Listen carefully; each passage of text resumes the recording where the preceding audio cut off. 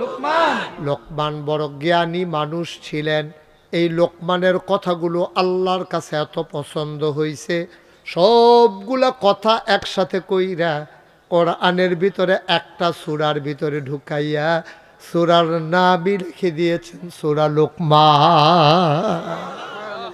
এই সূরাটার ভিতরে লোকমান আলাইহিস সালামের কথা আল্লাহ কোরআন শরীফে দিয়ে দিছে।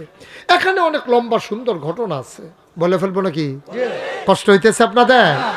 লোকমান এই একদিন এই আল্লাহ লোকমানটা ডাক দিছে, ডাক দেখো লোকমান, ও লোকমান, আমার কাছে দুইটা দামি জিনিস আছে। কয়টা? দুইটা। আহা, কথা কয় না। এই যে কানটুফি, আপনি কি করতেছেন?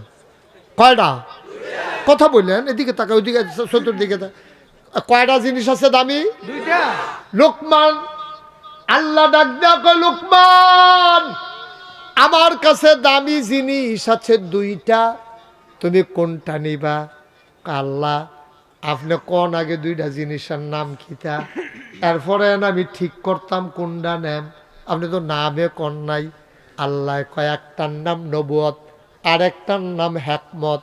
আমার কাছে দুইটা দামি জিনিস আছে, আমি যারে মায়া করি তারে নবী বানাই, নাইলে হিকমত দেই তারে বুদ্ধিমান বানাই। তুমি কি নবী হইবা নাকি বুদ্ধিমান হইবা, কোনটা নিতা চাও? লোকমান কয়, এমনি কন যাইতো না, কুদুর বুঝা কন লাগবো। সুবহানাল্লাহ, না বুদ্ধিমান মানুষ